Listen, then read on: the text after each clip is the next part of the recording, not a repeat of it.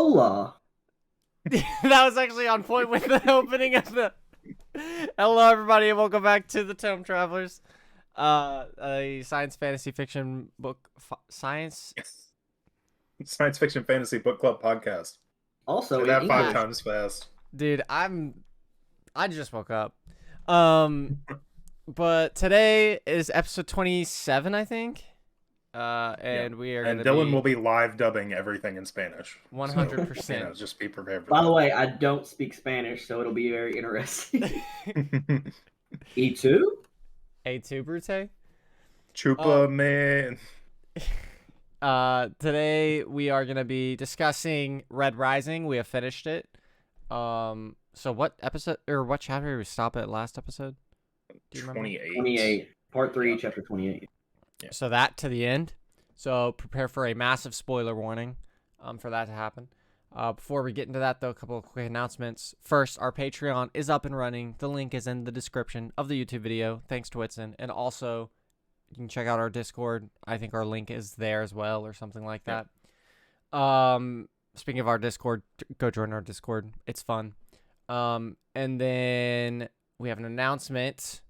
I think this is Dylan's announcement. What is next month's book? That's No, this one's me. Oh, never mind. Rage It's of Whitson. Dragons. This is my book.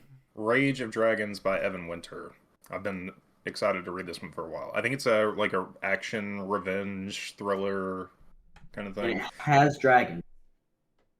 Presumably, I know there's like a Dante's Inferno kind of tilt to the whole thing, like traveling, like the journey through hell. Oh, So that they're sounds awesome. barbarian dragons. Who's Virgo? I don't know. I don't know. Are there Tau? 7 layers? I think the main character's name is Tau. But we'll see. I'm gonna start So it he would be Dante. tomorrow. I Dope. suppose. Dope.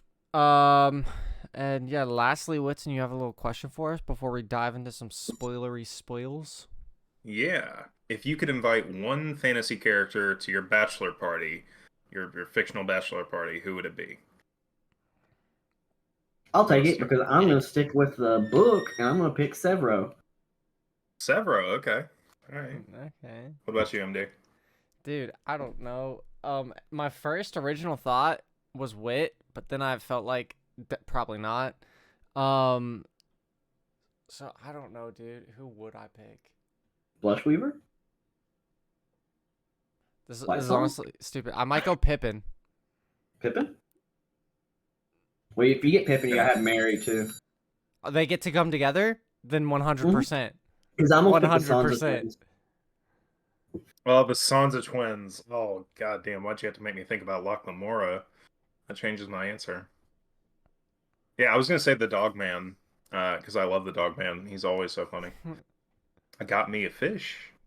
But no, I think, yeah, John Tannen, actually. Now that you made me think of Locke Lamora. Jean? Jean. Jean. Cool. We need to do the... Jean? we need to do the rest of that series for the Patreon soon. Yeah, we do. I want to do this one next, honestly, though. Because these are kind of What, shorter. Red Rising? They are short. Yeah, I got to read them in At one least- sitting. At least the first, 3. Well, 2 more books. Yeah. Mm. I'd be down. But yeah, that's our question. I'm excited to kind of jump into this one. So, without further ado, I guess, unless there are any objections, speak now, forever hold your peace. We will Peace jump out. into episode 27 of the Tome Travelers.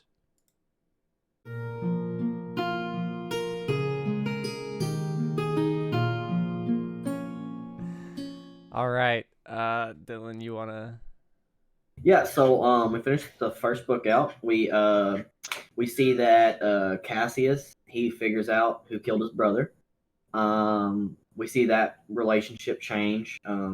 We see Darrow kind of take like a more of a leadership role at first before he finds out and win some victories, do a little backstabbing here and there. And then he gets kind of like kicked out. We see some death. We see him and Mustang meet up, and we meet the Jackal. We meet a bunch of other characters. let's see, like a bunch of the proctors, like Jupiter and all them. We see there how much they're influencing the game. And then we kind of see Darrow come back, win a huge victory, storm Olympus, become the gold he was meant to be, And kill Apollo in the process. and kill Apollo. So, what y'all think about this part? Oh, so good. Yeah, I really enjoyed it. Like I said, I read this section in one sitting, and like I started at 6, and then I think I messaged you at like 11:30 that night and was like, "Oh my gosh, like what is happening? This is amazing." Yeah. I really enjoyed it. I especially liked the little twist at the ending with us finding out who Mustang is, and then we're like, "Oh no, did not see that coming." But I thought that was dope. Really fast paced. Oh, yeah. That's what I loved about it, because it's just like hit after hit after hit after hit. So one thing, Whitson, you said a lot of the characters last time were 2D. What do you think about the characters now? So I think Mustang has a lot of depth. Jackal was really interesting. Like, he seems to be like psychopathic or sociopathic, maybe. I think Severo got some depth. Fitchner got some depth. Pax got some depth. Like, I think everybody got fleshed out and developed quite a bit more. Yeah. What about you, Matt? Yeah, I really enjoyed the characters of these. I feel like everyone was very unique. It wasn't necessarily like by the end of it, they weren't necessarily like the tropey like character, but they each had, depth and reason. I really enjoyed it. Tactus and Titus were really similar. But then Tactus is a gold, and he has this like eugenic thing, like a eugenic bent that Titus didn't have. But beside from them, like all the main, like the named characters, main cast characters were like very, very distinct. Yeah. And I would say in the next books I get flushed out even more, because I know you're a big character guy. I think that's one reason I think you'll enjoy it, because I think they just keep getting flushed out. Along with but like I feel like you still have like the flushing out, but you still have so much action. Like it just keeps it so entertaining. And then at the same time, you've still got like these flushed out characters, settings, all this other stuff. Yeah. I think Darrow and Mustang was the thing that like really drove the story along for me, though. Yeah, I would agree with that.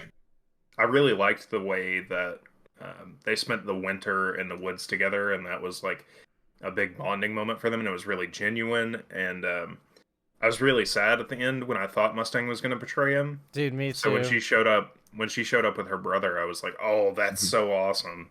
Yeah.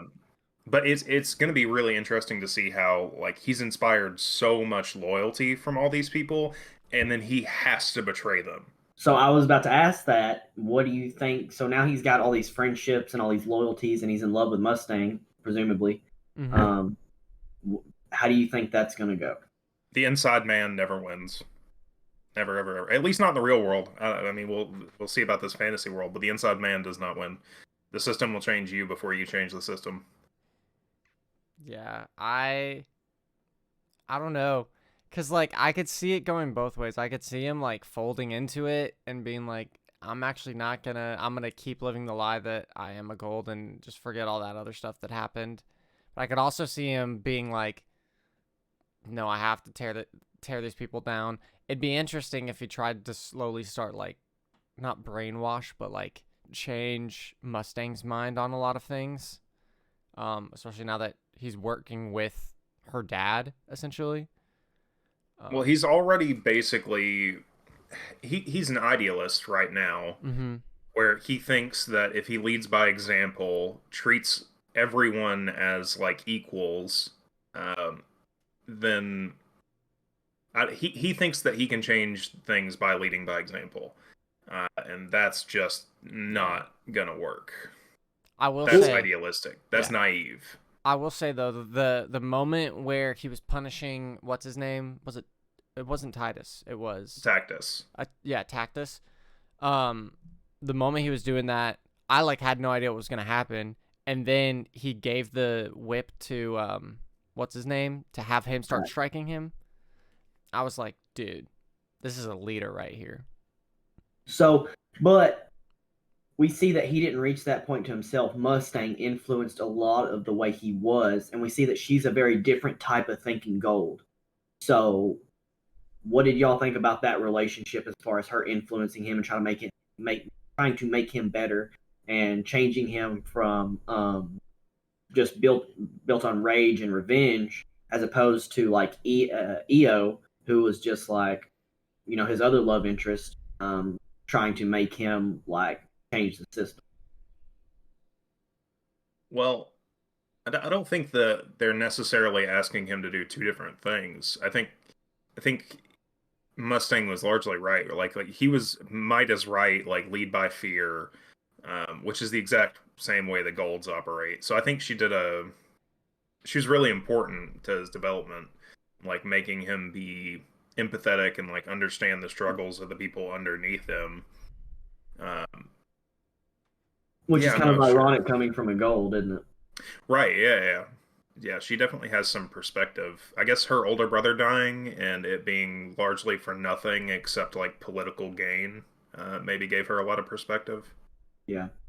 Well, so let's go back to like kind of towards the beginning, because we see, or the beginning of this part that we read, we see that Darrow kind of takes charge and leading this force, her house Mars, and then we see Cassius figure out that he killed his brother and how that relationship changed.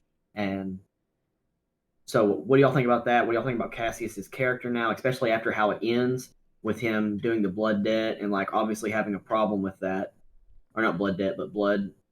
Uh, Cassius is one of the characters that still seems shallow to me because it's so stupid. I mean, the people you should be mad at are the people who locked your little brother in a room with Darrow and said kill him or be killed. Yeah. right. Like, why Well, why is Darrow the person? He's the knife, well, not the one holding it. well, he says like, I understand like this was part of the process, but you acted like my best friend and my brother and kept this secret. So that's why he's mad at Darrow. Is that he Like kept the secret? That's the so right. stupid. What was he Well, supposed to tell him? He's literally slaughtering anyone he thinks might have killed Julian. So like, what was he Yeah. supposed to? I I mean, I don't know. agree with that. Cassie's kind of dumb to me. But like, what would you do in that situation?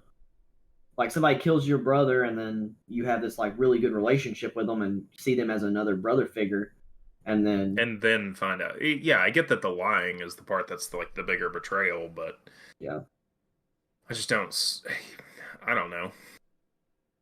I don't know. I think I'd be clever enough to see that Darrow didn't have any fucking options, yeah. personally. Well, so what do you think about now? How, especially how it ended, as far as like Cassius doing the like basically like the blood pact that he's going to kill him or whatever, Oh, and I'm already banking on the oldest Bologna, Carnus, being a big bad of one of the books after this. Maybe the next book, actually.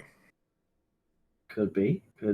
Well, and so we see how it ends too, and Darius, he's like looking at the Bolognas, and then at Augustus, he's like, I've got to pledge myself to Augustus because they're the two big houses on Mars. And so he pledges to the opposite house, and Augustus and Bologna's have their blood feud Hmm. along with Darrow. So how do you think that's going to play out? Yeah, I think Carnus is going to be the guy that Darrow has to take down in either the next book or the book after. About I you, think MD? that's going to come along pretty quick. I mean, probably. Like I I definitely think like they mentioned how like this is basically like school, and once you get out of here, you're gonna forget everything that happened in here. Every like any Welcome bonds you to made, Thunderdome. yeah, any bonds you made, any friends you made, they're gone. They're void. Don't ever think about them again I because you're think gonna be Severo and slaughtering them. Mustang are coming back for sure. I wouldn't be surprised to see any of this gang back, but I think absolutely Severo will be by Darrow's side, and then probably Mustang. And they're affiliated now, like he's part of the house, so it's not like there's going to be any barrier to them seeing each other. Yeah. Yeah, Where Severo is going, I have no idea, but I'm assuming he's going to find his way back to Darrow. yeah. So, what'd y'all think about the Jackal? he was less intimidating than I thought he would be. Yeah. It was a little underwhelming, but also I get that the whole thing is like the game is superficial compared to what the Peerless are doing. Like that's the point, I think, is to show Mhm. you like this is literally a children's game compared to what's actually happening. So I get it, but it was a little underwhelming to me. So you Yeah. thought that him cutting his own hand off? I mean, he's a psychopath or a sociopath. Yeah. He's kind of scary, but not in the same way that Darrow is scary. Darrow So is Darrow's Mike. literally a cornered wolf. I mean, that is Yeah. Darrow. He is a wild animal in a corner, and he's gonna hurt somebody. The Jackal's cold and apathetic, and can like be extremely inhumane if the situation calls for it, which is another kind of scary. But Hmm. I don't see him as a threat to Darrow personally. Interesting. Interesting. But like it also says, like looking at the Jackal, like he's not like some big muscular dude like Darrow. Like his Yeah. power comes from his His power comes his from his tongue. daddy. Well, yeah, but his words and how he influences people and manipulates people. And did y'all think he was going to kill Pax? Like, did y'all see that death coming? Yeah. Pax was getting too close to Darrow. I knew he had to die. Yeah, there has to You be. know what I mean? Like, Darrow can't have that many friends. Why not? Because the author is not going to let him.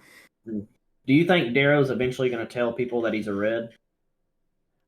Or I like think it's gonna specifically certain happen. people? I think that is gonna be the climactic event of like one of the next books. Is he tells them, and they're either going to turn on him or align with him, and that's gonna be like the climax of one of the next books. I think he's going to stay in the gold system until he, like, maxes out how much power he can gain that way. And then he's going to go rogue.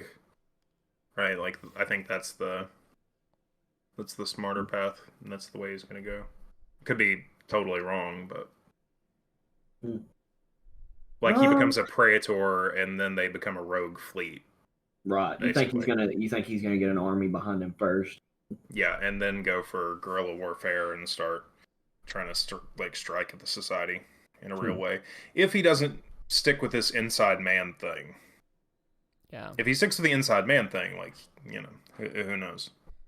Yeah. I want to know who the society has as like an adversary. Like, what do they need all these warships for? Are there aliens on planets that they're trying to conquer and terraform, or like, because are there Maybe just just other groups of rebellions. humans? Yeah, rebellions. Like, is it just rebellions? If there's peace up and down the entire society, like if everybody is stuck in this caste system and There's definitely not peace. Like they talk about how the different houses like are at war with each other and things like that. Well, Whether- like you see a lot of the infighting too. Like everyone is against each other. Like all the golds are like basically who can have the most power. Yeah. So it's like there's so much infighting and political maneuvering and shit. And they're a Spartan society. They are based on war anyway. So they are going to train and do all that shit no matter what anyways, in case something happens. But especially the way they're all very elitist and narcissistic, I feel like they have a lot of those qualities. Like it's always like, how can I get more power? And so there's always the chance of infighting between the goals. Yeah. So I guess they're just amassing power so that it becomes more like if you attack me, it's like mutually assured destruction. Yeah. Okay. It's interesting. I didn't know if aliens would be involved or not. It could be.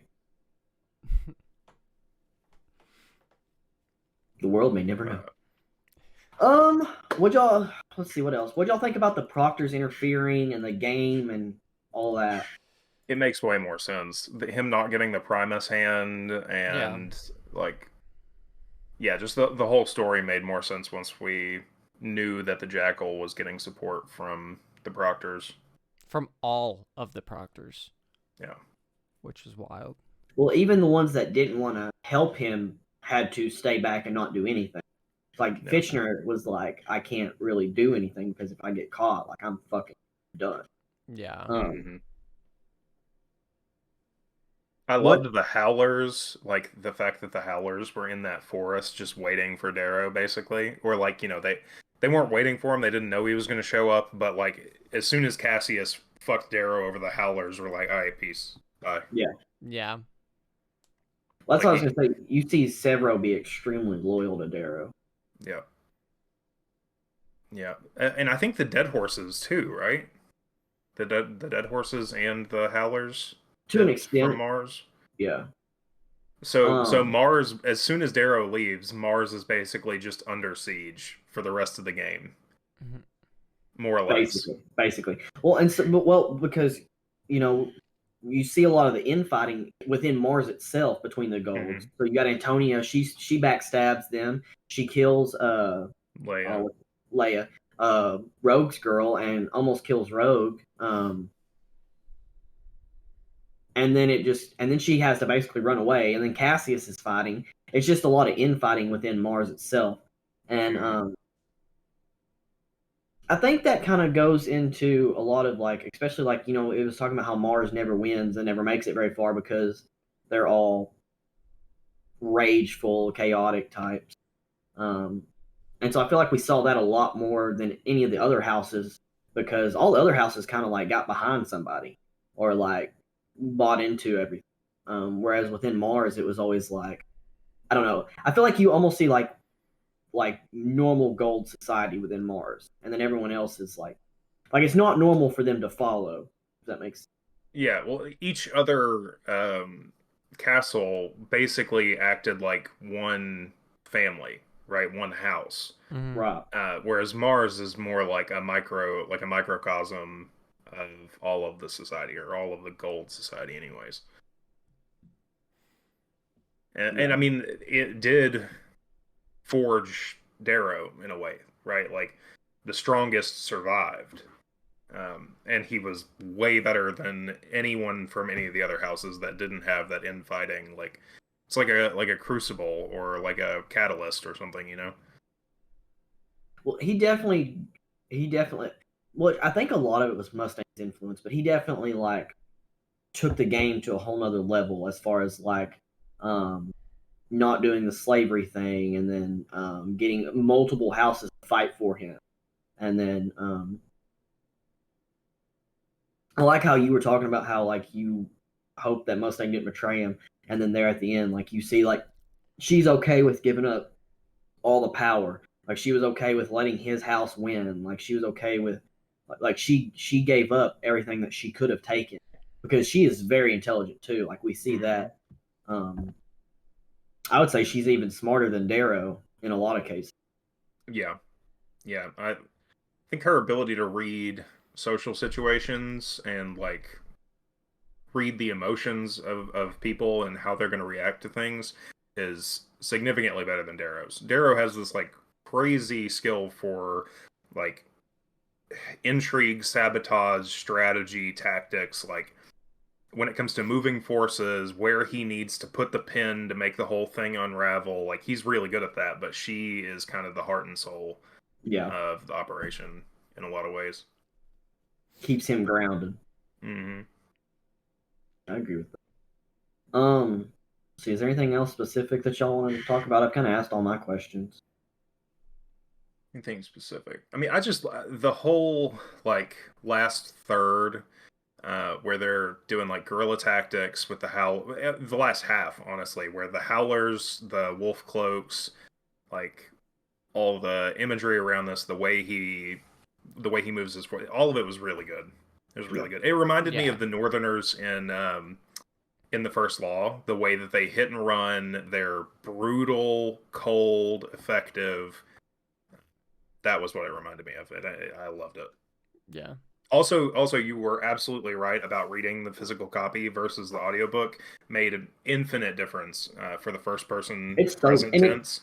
I feel like it's so easy. Like it's so much easier to get lost in it. Um, and just like fucking pound it out like Yeah. Sussy. so. Yeah, the audiobook, I don't know why it's different. and maybe it's just a me thing, but the difference between hearing it in the audiobook and reading it on the Right. page was just, Well, it like made I a said, world of to me, difference. it's kind of like watching a movie. So when you're reading a book, like you're in it, like you're in the first person point of view. But when you're hearing somebody else talk in first person point of view, it's weird. Yeah, Yeah. That makes yeah. um. But yeah, I would definitely suggest reading the physical copy. Trying to think of anything specific. I think we could see some consequences for him from killing Proctors, from killing Apollo. Also, Severo might already know he's a red because of the bloody dam. I was about to say he scrubbed over that. And what do you think about the blackmail situation? Blackmail How situation. he was black? He basically blackmailed Augustus. Oh, yeah. Um, that could get complicated, for sure. See that getting complicated. I think it was really smart of him to like keep that in his pocket instead of just blowing the whole thing open. Yeah. That's Yeah, him killing Apollo. I think he could have some consequences for that.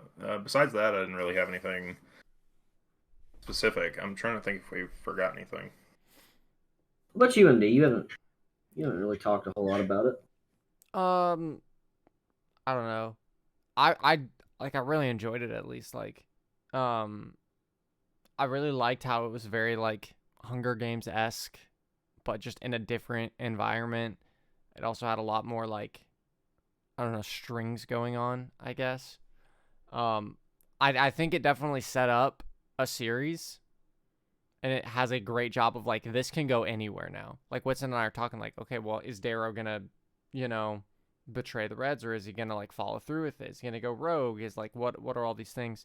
So I really enjoyed it. I think though like this is like very clearly like a book one, Yeah. like Exposition, the exposition. like very I mean, exposition it's heavy. like, dude, I know we've talked about this before, but like when we were all kids, we read the Cherub books. It's like The Recruit was very clearly like the exposition book for the series.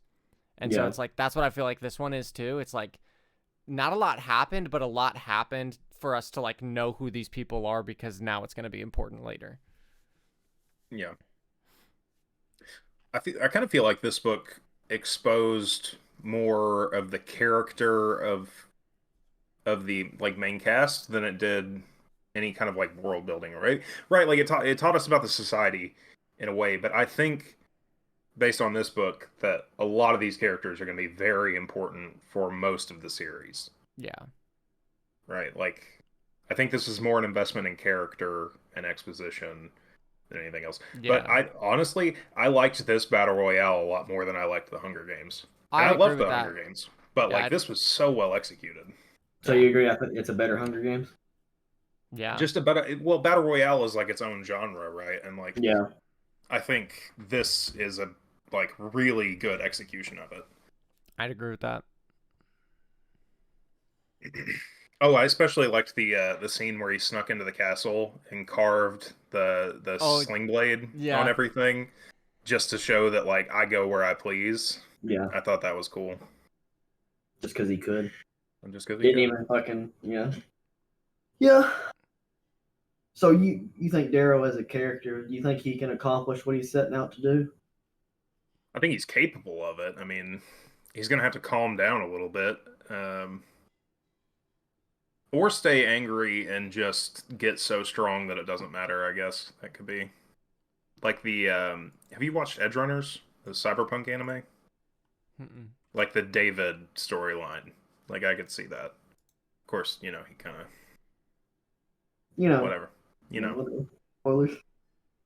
Um. I'm ready to get into our ratings if y'all are. Yeah. I'm down. Yep. Who wants to start us off? I'll take it. All right. So for plot, I would give it, I think an 8 out of 10, 8.5 out of 10. It's not like the craziest plot I've ever read, but it's really good. It's like a keep it simple, stupid, you know? Yeah. Yeah. Like it's incredibly well executed, even if it's kind of simple. Like it's this battle royale format. Um, there's some like extra texture, some extra depth from the like Sons of Ares, like him being a red, all that stuff's going on, but it's kind of in the background, at least for the latter like 2/3. I think the stuff with the Jackal, the build up there was good. The kind of there were lots of red herrings in there as to what was going on until you figure out that the proctors are interfering. Uh, yeah, I'm rambling. Yeah, the plot was really good. Yeah. Before your little pitch there, I was gonna rate the plot a little bit lower, but then like the before your pitch, like the only redeeming thing, I guess, like the plot had for not just being like just kind of like a basic like battle royale for me was the pacing was like insane, like so good. Yeah. And so I'd probably put that in with plot just because like everything went together. But also going along the lines of like keep it simple, stupid, and like it working is like a good thing. So I'll give points for that too, I guess. So I'll also probably hit like with an 8. I think I'm gonna give it a 9. 9, and the only reason it's not a 10 is because it is simple, but that's not a bad thing. Yeah, like not at all. The only so like when I'm basing 10, I go back to Lies of Locke Lamora because that's like my that's like kind of where I set stuff for rating. But like there's no like there is like I don't know, a 9. Yeah, I think it's fantastic. Pacing, like you said, is immaculate. I was like, I sat down and read the first time I read it. I like sat down and read the whole thing. Like it was, I couldn't stop. Yeah, fair enough. What about setting? For setting, the only bit of like setting in this book that wasn't really distinct to me was Darrow's Lycos. Darrow's like hometown in the mines. It was hard for me to like picture that. I didn't know what was going on there. But then once they're in the dome in the game, or even when he's at the Carvers, right? Yeah. The city, like I'm imagining Night City on Mars, right? Yeah. Like, and I loved it. I loved it. The way that the huge expanse of land that the dome covers and how it changes here, like mountains here, hills here, plains here, lakes, rivers, like I loved it. Yeah. Them hiding out in the forest. And then it makes you imagine what else is going on in the universe, right? And like or at least I, finishing this book, am just trying to imagine where Darrow's going next. Right. Yeah, because you got to understand this is a small part on one planet. And this right, is a exactly. Yeah. So I think I'm gonna give it probably another 8.5. Another 8.5. I really enjoyed it. Like all the places we went were very like just like descriptive, and like the thing is too is they made sense to like to where we are, like just in society, like this hyper successful human society. And it was really a cool change up from like typical like everything that we've been reading, which is like grimdark, like or fantasy of just like castles and it's like no, this is legit like in the future. I really enjoyed that, and so I'll probably also give setting another 8 as well. I agree with everything y'all said. I also like how the different houses had different spots where they spawned. Yeah. In relation to like the goddess of harvest or whatever, their house spawned near grain and all that, and then Mars is just rage, so it's in a barren fucking nowhere, I really enjoyed all that, and like it's kind of hard to take because like I've read the other books, like I know where the world goes, and so it's kind of hard to remove myself from that. So I'd give it a 9, but I would say after we read the next books, it'll easily go to a 10. Yeah, easily. Okay, cool. I'm stoked. Like I love that it's making me wonder. Like, oh, is he gonna go to an ice moon and like fly around with his grav boots and you know what I mean? Well, it leaves you wanting more, which is a good thing. Right. Yeah. And we still haven't seen all of Mars yet either. Right. So, Yeah. and like you said, Night City, like that is the visual I got of the upper city. But then you've also got the contrast of like this like really poor settlement that Lycos that he was born in, and yeah. All right. What about characters? Characters for me, I think I'm gonna give it a 7. It's not a 5. It's not less than a 5. Like it's not average, and I didn't not like it, but it's not like the most exceptional character building I've ever read. Darrow is incredible. Mustang is awesome. Severo, awesome. Like there are lots of really well fleshed out, awesome characters here, but not everyone in the whole cast is like completely 3-dimensional and organic, you know. But it's still really good. Really good. Yeah. I really enjoyed the characters. Like, how I know that there's good characters is like when one dies and I like feel something. They're good characters. And when Pax. Yeah, when Pax died, dude, I was like, I was reading it at my job. I work in a library, and I was just like sitting there reading it, and my jaw literally dropped to the floor. I was like, no way. And people are just looking around looking at me, and I'm just like, I just need a second here. And so with like him holding his head and crying too, like Darrow holding his head and crying, like this hard motherfucker who is like untouchable is Who holding hates gold. who Yeah. hates golds. Yeah. And then you think he's gonna have to kill Mustang, and you're heartbroken. Yeah. Like that was when I knew like, oh, this was a really good book. Yeah. So like I definitely think the characters deserved a little bit more. So I'm probably just gonna stick with just straight up 8s across the board. So I'll give character an 8 as well. I think for a book 1, that is really good. If you can hit like 7 to 9 in that range on book 1 of a series with only like 350 pages, like come on. So I was about to bring that up. It's like, again, this is something that's hard to take out context from reading the other books, just like solely rating book 1, because I know where these characters go. But even in book 1, and this is what we were talking about when I was rating the first Law trilogy. I'm big on emotion. On the Patreon now, by the way. $5 a month, access to those. I'm big on emotion. These characters made me feel something. Like fucking just Pax screaming his name when he goes into battle, like it makes you want to fucking scream it. And then fucking he dies and you're heartbroken, and you feel the love between Mustang and Darrow and Io, and Darrow's like this person that you would want to follow into battle, and like you feel all that while you're reading. Especially, and I think this is where the first person point of view really hits me, because it makes it so much easier to get into that mindset.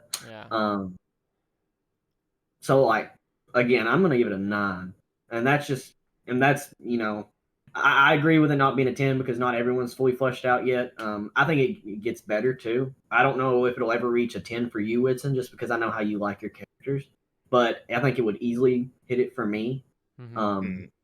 And this is the type of like characters that I love, like just make me feel something. You know what I mean? It's just, I love. Well, I think Darrow is definitely. If I was just rating Darrow, I would say he's a 9, right? But yeah, there's just some other characters in the cast. But I think Darrow especially is like, no one's gonna be Glokta to me. No one can be Glokta, but he's a lot closer than most characters get. You know? Yeah. That's fair. Well, do we want to wrap up here and talk about our TBRs? Sure. I can go first. So last episode, I think I talked about how I finished The Sunlit Man, and I was debating on what to go on to next. And I turned out I didn't go on to any of those books that I mentioned, and instead I got The Sword of Kaigen, which, oh my gosh, this book is amazing. I'm halfway through it, and I am already making it a book that we're going to do for the podcast, so you two are not allowed to read it. But dude, this book is crazy. It's like Avatar the Last Airbender meets like just gritty war. Like you think like, oh, Avatar, like Fire Nation and Water Nation, this like takes it to a whole nother level, dude. and it's so good. So I'm really enjoying it. I'm about halfway through it right now, and it's so good. So that's where I'm at. Well, my TBR has not changed too much. I really haven't had much time to read in the last couple of weeks. But I did get a children's book for my little cousin for Christmas. Every night is pizza night. This is by one of my favorite chefs, so I just thought I'd give it a shout out. J. Kenji Lopez, his YouTube channel, incredible resource. Also, this book, if you have a picky eater child, this book is great. So yeah, just wanted to shout that out. Whitson has the chef feat IRL. Literally. Proficient with cook's tools. Yeah. I've been off work, so I really haven't read a whole lot. But I'm kind of hoping we do book 2 and 3 for the Patreon, so I'm looking forward to that. Got to read the new Fourth Wing book. You know, got to jump on the hype on that. Oh yeah, I keep seeing that too on my TikTok, and I'm like, dang, what's this all about?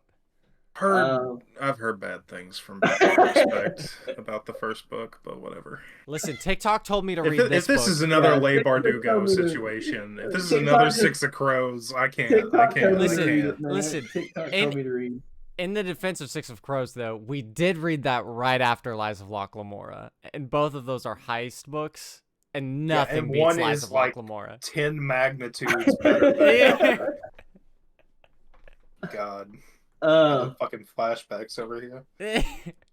yeah. Other than that, I haven't really read anything. I'm gonna get back into it this week once I go back to work. Word. Well, with that, as we can wrap up here, thank you everyone so much for watching or listening. As always, we'd love it if you shared, liked, or subscribed, followed the podcast on your preferred platform. Let your friends know about us. If you want to get them into reading, tell them, send them our way, and be like, read with them. That'd be fun. We also have our Patreon. We've talked about it a bunch. You can go check that out. I think it's patreon.com/thetome-travelers. I think I changed the URL. It might be Tome Travelers podcast. Oh, the Tome Travelers, yes. The Tome Travelers. Let's go. Join our Discord. Our link's in the description, and you can check out our TikTok at the Tome Traveler Pod, where we do little like book wrap ups and things like that. So Where we need to do book wrap ups. yeah, we need to do. Yeah, The Pariah by Anthony Ryan needs to be up on there like 3 weeks ago. I know you need to read that still, but I still need to do the Sunlit Man and Mistborn, and yeah. But yeah. Thank you all for watching. Coming soon. And we'll see you next month for Rage of Dragons. now simulcasting in Mandarin.